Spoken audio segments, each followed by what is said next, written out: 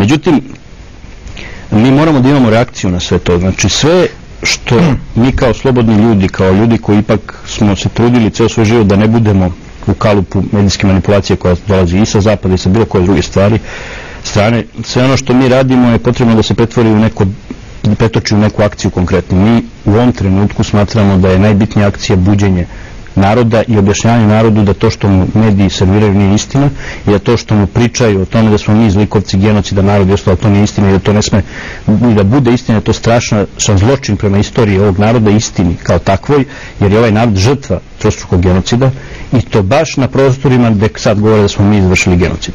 Vrlo je zanimljivo koliko je ugrožena Republika Srpska zbog ovakve jedne manipulacije, to kako su reagovale strukture u Republici Srpskoj.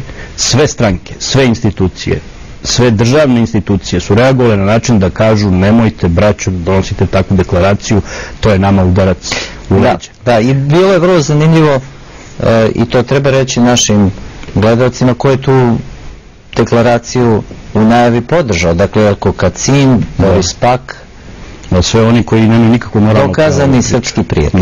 Da.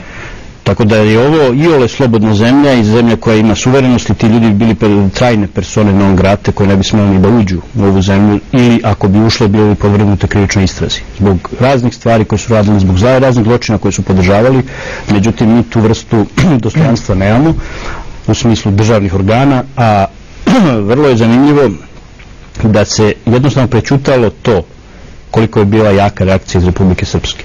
Da niko od naših državnika nije shvatio, državnih predstavnika nije shvatio da mora da bi bio dužan da da neko objašnjenje našim ljudima u Republici Srpskoj ako su se toliko uplašili te deklaracije. Da im objasni da to ima jednu drugu dimenziju. Mi smo naš apel i našu akciju naslovili kao vrstu podrške državnim i narodnim institucijama Republike Srpske. Ovo je apel koji smo pokrenuli i Centar za konzervativne studije i Centar za istraživanje zločina srpskim narodom i Dveri Srpske i sve javne ličnosti koje već sad podržavaju to i organizacije. To je u stvari akcija u kojoj srpska javnost iz Srbije i naš nevladin sektor pokušava da pruži ruku braći preko Drine i Republici Srpskoj i njenim institucijama i celom narodu i da objasni da ono što radi naša vlast nije ono što mi mislimo i što ovaj narod misli. A isto tako treba reći da i u drugim narodima ima veoma časnih, poštenih ljudi kojima je stalo do istine, ima mnogo literature koja se bavi i Srebrenicom, recimo jedna sjajna knjiga Ibrana Mustafića o Srebrenici koja je štampana u Bosni i Hercegovini pod naslovom Planirani haos, koju zaista preporučujem svim gledalcima televizije Most, jer je to jedan muslimanski pogled na srebreničku tragediju i to je neosporno. Zaista je neosporno da se u jednom malom mestu desila jedna tragedija koja se ne može naravno razumeti van šire konteksta bosansko-hercegovačkog građanskog rata i sukoba i potpune umešanosti zapadnih sila u taj rat, to je potpuno svima jasno. Zastaćemo na ovom mestu, stvarno je mnogo pitanja i evo ako prosto želite nešto da dodate, da završimo i ovaj deo razgovora i naravno u nastavku ćemo čuti i naše gledalce. Pa ono što ste vi lepo otvorili, što bi ja hteo da dodam da ne bi dobili utisak da se mi ponašamo samo kao odbranaši naše srpske priče i ostalo, tačno je, ne možemo kriti istinu da je mnogo ljudi sa srpskim obeležima okaljalo obraz i naše vojske i našeg naroda. Tačno je, ti ljudi imaju ime, prezime i oni moraju da odgovaraju za to što su radili. Tačno je da i srebrenički zločin mora se istraži i da onaj koji je uzeo pravdu u svoje ruke, bez obzira koliko je imao emotivno pravo to da uradi, nije imao pravo da okalja obraz celog naroda i da se lično sveti, već je morao to da prepusti svojoj državi. Druga stvar je što naši ratnici nemaju već dugo poverenja u svoju državu, što je naša država, naše ratnike izneverila i 1918. i 1945. i evo i sad posle ovih ratova naši ratnici nisu doživjeli da su zlikovci koji su izvršili nedela njihovim porodicama bili kažnjeni od naše države. Zato su oni i u Srebrenici mnogi od njih uzeli pravdu u svoje ruke i napravili zločin. Naravno da to ne opravdava i naravno da neko ko hoće napraviti zdravu i normalnu zajednicu mora svaki zločin da sankcioniše.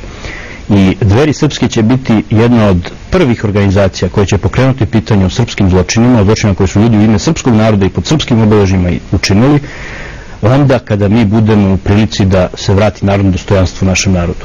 Znači ovog trenutka kad nam se ne bude radilo ovo što nam se radi, a to znači kada ljudi u Republici Srpskoj ne budu na odstrelu i nišanu Zagreba i Sarajeva, kada u Crnoj Gori Srbi budu imali građanska prava kao što ih danas nemaju, kada Srbi na Kosovu budu mogli da žive normalno, kada se to sve desi i kada naš narod povrati dostojanstvo i normalan život, mi ćemo prvi hteti zbog našeg naroda, zbog našeg društva, zbog tog pravog suočavanja sa istinom da tražimo da se to ispiti. Ali nećemo u ovom trenutku to da radimo na način da na taj način pomažemo svojim neprijateljima da nas još više poniže i da još više lažu o istini o posljednjim ratovima. Naravno, društvo koje nije u stanju da se izbori sa ovim pitanjima i temama je bolesno društvo, a Dveri srpske se zalažu za jednu sveobuhvatnu obnovu srpskog društva i svakako ne žele da ovo društvo bude bolesno i pod bilo kakvim teretom. Hvala vam za sada. Poštovani gledalci, vreme je da čujemo i vas. 021 6623 157, telefon je otvoren za vaše pozive. Čujemo se posle bloka reklama.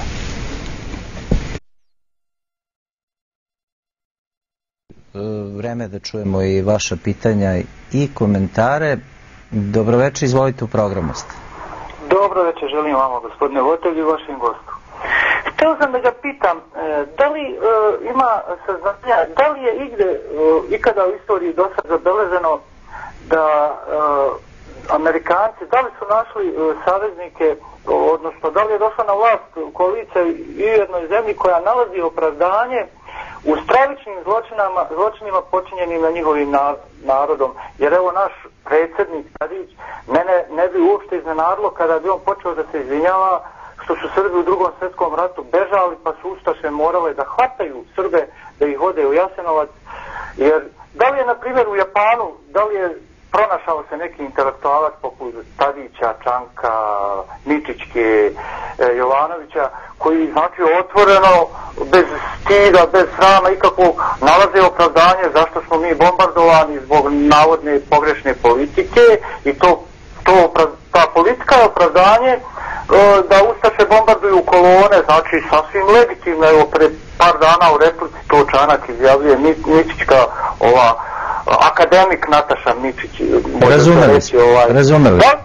Razumeli smo. Ovo je bio više komentara, ali evo, izvolite. Ali je zanimljivo, baš je dobro što je gospodin rekao vezano za to što se desilo u tokom Bljeska i Oluje. Znači, gospodin Čanak često pominje tu sintagmu kako je to u Srebrenici najveći zločin posle Drugog svjetskog rata i na jedan nonšalantan način zaboravlja da je 250.000 ljudi pod bombama, paljenjem, pucanjem i ubijanjem iseljeno za vrlo kratko vreme, etnički očišćeno sa svojih prostora na kojima su vekovima živjeli. Znači, kako se nije gospodin Čanak dosjetio da je to možda najveći ratni zločin koji se desio posle Drugog svjetskog rata u, pod znacima navoda, mirno doba. Znači da je ti dvojni standardi i licemerje o kome naš slušalac govori. Tako da bi uvek poželeo da podsjetim one koji kažu kako je masakr u Srebrenici najveći zločin posle Drugog svjetskog rata, da ih podsjetim da je pre toga bilo nešto što se zvalo etničko čišćenje 250.000 ljudi, što se isto posle Drugog svjetskog rata nigde nije desilo. Dešavalo se, naravno su menjani narodi u raznim oblastima, su Nemci morali da napuste, međutim nisu napuštali pod mitraljeskom vatrom, pod bombama i nisu bili ubijani dok su napuštali te terene, kao što se obično pominje na graničnim oblastima u Poljskoj, Češkoj i ostalo. Znači to je jedan vrlo dobar argument koji treba da podsjetimo našu javnost, a druga stvar vezana za ovo, tačno je da su bili i u Japanu i Nemačkoj intelektualci koji su potvrdili da su izvršeni veliki zločini u ime njihovog naroda. Znači, međutim, to je baš bitno da se kaže, pa zar će ono što je srpski narod učinio braneći se od trećeg genocida u 20. veku, zar to sme da se izjednači sa nacističkim zločinom ili zločinom Japanske carske imperije koja je strašno zločin učinila? Znači, to što su se pojavljivali neki Willy Brandt i neki drugi ljudi, to je u redu prema zločinu koji su Nemci i drugi fašisti učinili. Imalo smisla, ali ne možemo mi od nas tražiti izvršenu denacifikaciju kad nismo nikad bili nacisti. Da, nastavimo razgovor sa gledalcima, u programu ste, izvolite. Dobro večer. Halo, dobroveče. Dobroveče. Mile Knežević iz Baškog Jarka. Htio sam da postavim jedno pitanje, odnosno dva pitanja. Da li je gospodin Glišić upoznat sa izjavom ovog Koraća koji kaže da neće prihvatiti deklaraciju u kojoj ne piše da je u pitanju genocid? I Vuk Drašković danas kaže da u jednim novinama da je jedina perspektiva naša u NATO-u. Inače, da vam kažem, pročitao sam 2 puta ovu vašu